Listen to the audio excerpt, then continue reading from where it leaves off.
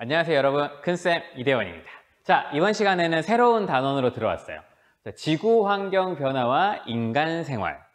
여러분, 우리가 과학을 배우는 이유 중에 가장 큰 건 바로 이거야.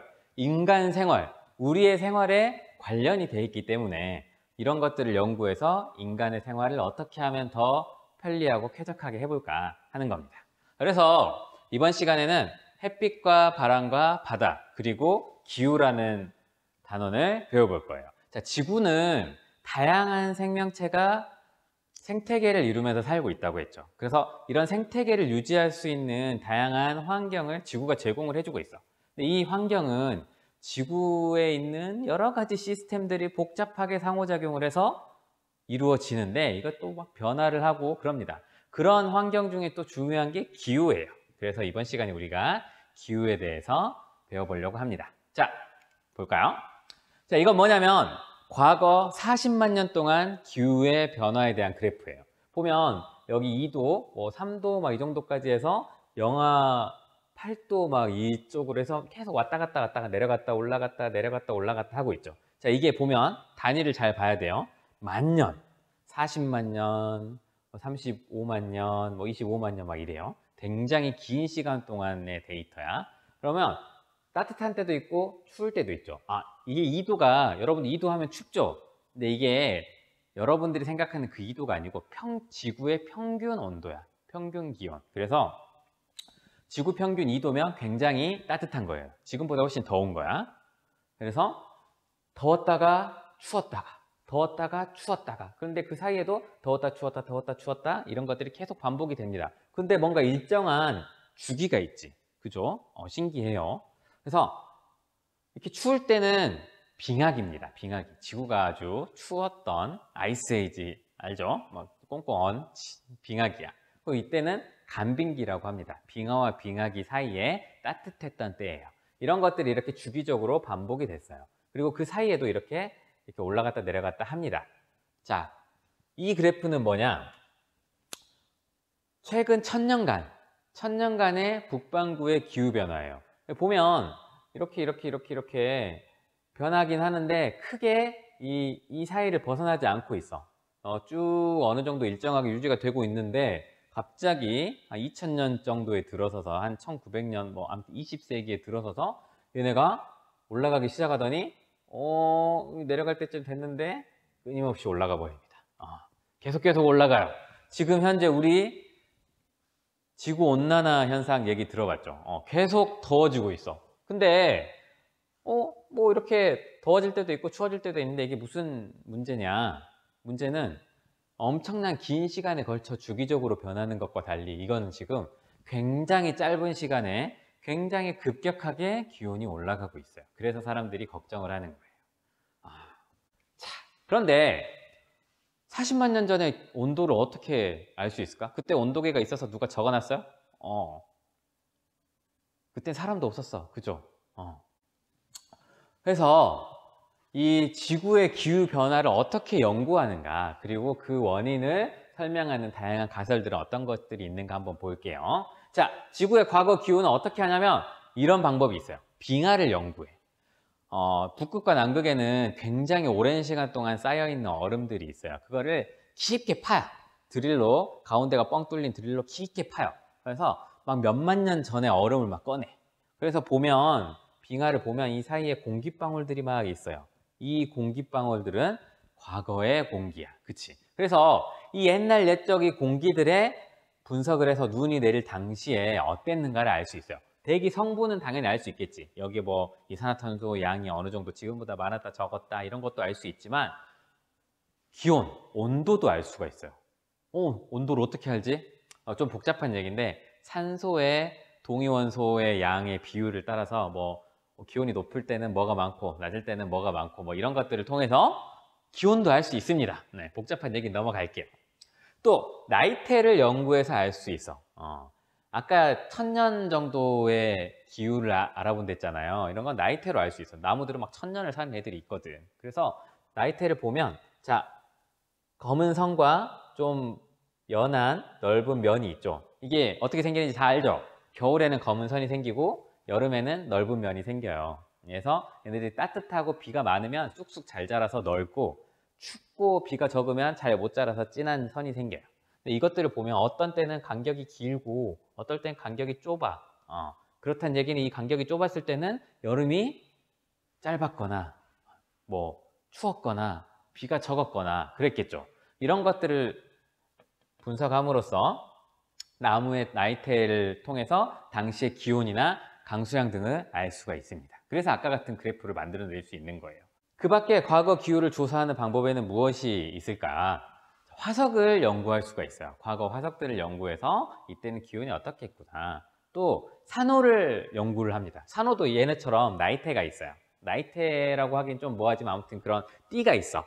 그런 것들을 분석해서 당시의 기후를 알 수가 있고, 또 이렇게 바다나 호수 같은 그 바닥에 꽃가루들이 쌓여있다. 여러분들 요즘 송화가루 엄청 막 난리죠. 이런 애들이 바닥에 쌓이잖아. 이런 애들이 점점 층층층 쌓여 있으면 언제는 뭐가 많고 언제는 뭐가 많고 이런 것들을 통해서 당시의 기후를 알 수가 있어요. 다양한 방법으로 과거의 기후를 알아냅니다. 그러면 이 기후가 왜 변했을까? 다양한 가설이 있어요. 아까 말했던 몇만 년, 몇십만 년에 걸친 주기적인 변화에 대한 얘기예요. 자, 대규모 화산 분출이 일어나서 기후가 변한다. 이런 가설이 있어. 자, 화산이 엄청난 큰 화살이 폭발하면 우리 예전에 배웠죠. 러시아에서 막 엄청난 화산 폭발 때문에 대멸종이 일어났다. 이런 거. 자, 화산 폭발하면 화산재가 대기 중으로 막 분출이 됩니다. 그러면 이 화산재들이 햇빛을 막아요. 양산을 쓴 것처럼 햇빛을 막으면 땅은 추워집니다. 그래서 지구의 기온이 떨어져요. 이런 식으로 지구의 기온이 변할 수 있어요. 또 대륙 이동으로 수륙 분포가 변하기 때문에 변한다. 우리 고생대, 중생대, 신생대 때 막 대륙이 하나로 붙어 있다가 이렇게 나눠지고 막 이런 거 배웠죠. 이렇게 해서 대륙이 막 분포가 변해지면, 자, 바닷가는 여름에 좀 더 시원하고 겨울엔 좀 더 따뜻해. 그리고 습도가 높은 기후에, 이게 해양성 기후야. 대륙 한가운데는 어떻느냐? 여름에는 엄청 더워요. 겨울에는 엄청 추워요. 그리고 건조해. 그래서 대륙의 양상이 달라지면 해양성 기후의 영향을 받는 곳이 맞느냐, 아니면 대륙 기후의 영향을 받는 곳이 맞느냐, 이런 것들이 변하기 때문에 기후가 변할 수 있어요. 또 이런 얘기도 있어. 지구 자전축의 기울기가 달라져서 그렇다. 지구는 이렇게 자전을 하죠. 빙빙 도는데 이 축이 지금 현재 이 수직에서 23.5도 기울어져 있어. 이렇게 기울어져 있다 보니까 우리나라는 사계절이 뚜렷합니다. 이것 때문에 그래요. 그런데 이 자전축이 휙 반대로 뒤집혔어. 그럼 어떻게 되겠어? 계절도 막 바뀌고 그러겠죠. 똑바로 섰어. 그러면 계절이 없고 막 이러겠죠.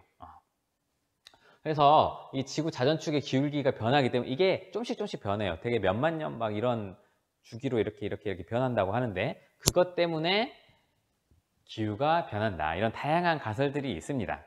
여러분들이 원래 이걸 갖고 토론을 한번 해보려고 하는데 시간이 없으니까, 우리 온라인 수업이니까 나중에 등교하면 해볼 수 있으면 해봅시다. 자, 그래서 지구는 이렇게 구형이에요. 동그래요. 그러다 보니까 햇빛은 이렇게 일정하게 오는데 각 지역별로 햇빛에 받는 양이 달라. 적도 쪽, 이 지구 가운데 쪽은 에너지를 훨씬 많이 받아서 따뜻해요. 이 극지방은 에너지를 별로 못 받아서 추워. 그치? 얼음이 막 꽁꽁 얼어 있어요. 자, 여기는 온도가 높아. 여기는 온도가 낮아요. 그럼 어떻게 되겠어? 뭔가 온도가 높은 데서 낮은 데로 가요. 땅이 갈 수는 없지? 그러다 보니까 공기가 움직이거나 바다가 움직입니다. 그런데 되게 복잡하게 막 움직여요. 이거에 대해서 한번 자세하게 알아봅시다. 자, 아까 말했듯이, 자, 이 적도 쪽은 태양의 에너지를 많이 받아서 들어온 에너지가 더 많아요. 여기는 에너지가 막 넘쳐, 더워. 그리고 이 극지방은 방출하는 에너지보다 들어오는 에너지가 적어서 너무 추워요. 여기는 막 꽁꽁 얼어 있어요. 그러다 보니까 열 에너지가 높은 데서 낮은 데로 흐르는데, 지구를 구성하는 물질들 중에서 흐를 수 있는 건 땅은 못 흐르지. 그치? 땅은 고정돼 있어요. 그럼 갈 수 있는 게 공기랑 물이야. 그렇지? 공기가 이렇게 갑니다. 공기가 이렇게 이 뜨거운 데서 이렇게 슉 올라가서 이 적도 쪽에서 극지방으로 가는데 지구는 자전을 해. 빙빙 돌아요. 빙빙 돌면 코리얼리 힘이라고 복잡한 얘기인데 어떤 그런 영향이 발생해. 그래서 얘가 끝까지 못 가고 중간에 이렇게 휘어져 가지고 떨어져 버립니다. 그래서 얘가 끝까지 못 가고 또 내려와요. 그러면 또 이렇게 와서 하나의 순환을 만들어. 이걸 헤들리 순환이라고 하는데 그래요.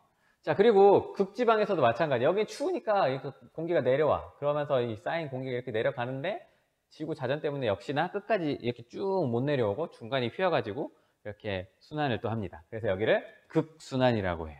그리고 이 가운데는 여기서 또 움직이고 여기서 또 움직이니까 그것 때문에 간접적으로 하나의 순환하는 곳이 또 생겨요. 그래서 이거를 패렐 순환, 간접 순환이라고 하는데 이런 것들이 생깁니다. 자, 이런 것들이 생기니까 지구에 전 지구적으로 부는 바람이 있어요. 이거를 대기 대순환이라고 하는데 이 헤들리 순환, 패렐 순환, 극순환 이런 거에 의해서 각 지역별로 부는 바람이 달라집니다.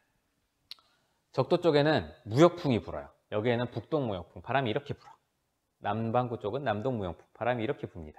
또 우리가 잘 아는 거 있죠. 우리나라 근처 여기에는 편서풍이 불어요. 편서풍. 이 편서풍 서쪽에서 많이 부는 바람이야. 우리가 편서풍의 영향을 받는다는 것을 극명하게 알 수 있는 게 바로 미세먼지입니다. 혹은 황사입니다. 중국에 있는 먼지들이 날아오는데 이쪽으로 가면 좋겠는데 편서풍을 타고 우리나라 쪽으로 와요. 그래서 우리나라가 중국의 영향을 많이 받습니다.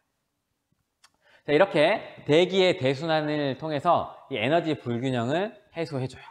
자, 이게 대기가 막 이렇게 움직이다 보니까 이거에 따라서 바다도 움직입니다. 이 바다의 해류는 바람 때문에 생기는 거예요. 바람이 이렇게 부니까 해류가 생기는데 이렇게 북반구에서는 시계 방향으로 많이 불고 남반구에서는 반시계 방향으로 많이 돕니다.